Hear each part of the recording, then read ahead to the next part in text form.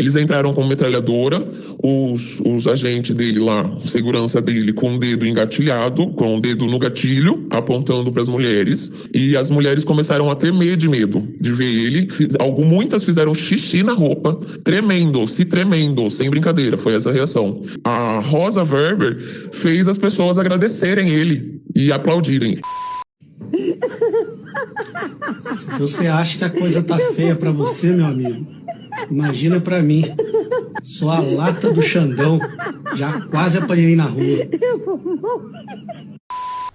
Detentos desfilaram no 7 de setembro desse ano, lá em Rondonópolis, como se fossem heróis. Exatamente isso que você ouviu. Pessoal, isso aqui é um absurdo. Eu peço, por favor, que você compartilhe o vídeo, se inscreva aqui no canal, deixa aí o seu like para fortalecer, beleza? Se possível, assista o vídeo até o final. Olha só essa barbaridade. Lá em Rondonópolis, dia 7 de setembro, os detentos desfilaram na avenida. E enquanto os detentos desfilaram como heróis, estava ali na plateia uma senhora que a irmã dela tinha sido vítima de um daqueles vagabundos que estavam desfilando ali. A filha dela, sobrinha da senhora que estava assistindo, também estava ali, chegou a passar mal ao ver o algoz da sua mãe desfilando como um herói no dia de 7 de setembro. Então, nós não podemos aceitar isso. Nós estamos pedindo aqui informações, se tem um mandato judicial, se a Secretaria sabia desse ato e se a Secretaria concorda com isso, qual a atitude do governo do Estado. Nós estamos aqui requerendo, então, essas informações, porque, para mim, isso é inconcebível. Obrigado, senhor presidente. Todo dia tem uma merda. Se até um ladrão cachaceiro se torna presidente do Brasil, por que não os detentos desfilarem como heróis no 7 de setembro? Né? Enquanto isso, pessoal, olha só, a advogada, alvo de mandato de prisão pelo STF, estava trabalhando no dia dos atos. Se você não sabe, essa mulher aqui, ela trabalha em defesa de alguma daquelas pessoas que foram presas injustamente no 8 de janeiro. Ok? E agora, o que a justiça brasileira está fazendo contra os advogados? Está prendendo os advogados.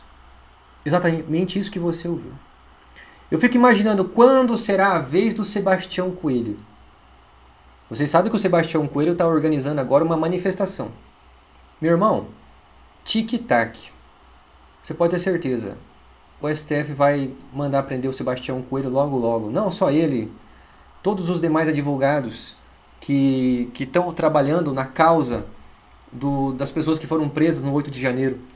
Vocês sabem muito bem que recentemente o próprio ministro Alexandre de Moraes, o próprio STF, está julgando o caso do 8 de janeiro lá em plenário virtual, simplesmente para não precisar ouvir os advogados dos réus. Então, existe justiça nesse país, cara? Não existe justiça nesse país.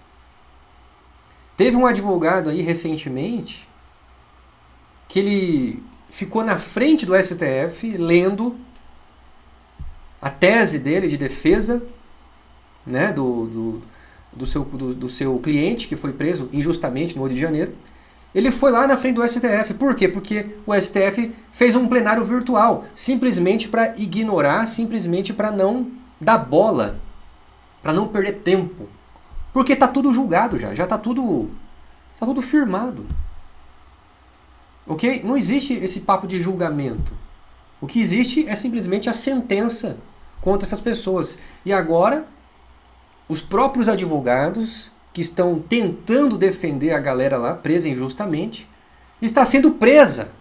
Ih, rapaz. E pessoal, olha só que interessante. Olha só que interessantíssimo isso aqui. O próprio ministro da Defesa do cachaceiro Lula disse que não houve golpe. Exatamente. Joga na lata do lixo tudo aquilo que o STF defende. O que o STF defende? O STF defende que houve uma tentativa de golpe, os golpistas, os atos antidemocráticos. E o próprio ministro da Defesa fala que não houve nada. Olha só. Porque em todos os golpes que você vê na história, vão as Forças Armadas na frente, o povo vem apoiando atrás. O que foi que aconteceu em 8 de janeiro? Uma absoluta baderna, não é? Patrocinada por alguns irresponsáveis, não havia uma liderança, não havia uma palavra de ordem, era como se agências de turismo tivessem convocado desavisados para irem a Brasília, para fazer aquele quebra-quebra. Não havia um líder, não há um responsável. Você repara isso que foi condenado agora a 17 anos. O perfil dele, quem é aquele cidadão? Esses outros que estão na fila, quem são eles? São figuras que quiseram ir a Brasília. Eu tive com algum, quer dizer, assisti alguns deles lá naquela noite, eram pessoas sem a menor expressão. Me desculpem, lá haviam senhoras, haviam pessoas jovens. As senhoras que queriam visitar o Planalto foram lá fazer quebra-quebra como se pudesse mudar o resultado das eleições. Agora, não se viu uma nota de nenhum comando militar. Uma nota de um general, uma nota de ninguém da reserva. A postura das Forças Armadas foi uma postura absolutamente responsável. Pois é, não houve nenhuma tentativa de golpe. O que houve foi simplesmente um quebra-quebra, ok? E as sentenças são totalmente desproporcionais. 17 anos. Algumas pessoas têm 17 anos de cadeia, exatamente, cara. Só aqui na justiça brasileira, né? E pessoal, falando de justiça brasileira, em despedida, a Rosa Weber, ela revelou um negócio muito interessante. Ela revelou que o Alexandre de Moraes foi aplaudido de pé em presídio. Presidiários aplaudindo o ministro Alexandre de Moraes. Exatamente isso que você ouviu. Pessoal, olha só as falas da própria ex-ministra do Supremo. Presta atenção. Ministro Alexandre, companheiro indefectível de andanças, jamais recusou um dos meus convites para visitar unidades prisionais e me tornou testemunha do apreço que os detentos têm e as detentas por sua excelência. Rezamos juntos, convidados pelos detentos, de 8 de janeiro, né? E depois percorremos diversas celas, tanto da Colmeia quanto da Papuda, e o ministro Alexandre foi aplaudido. Eu não, ministro Alexandre, né?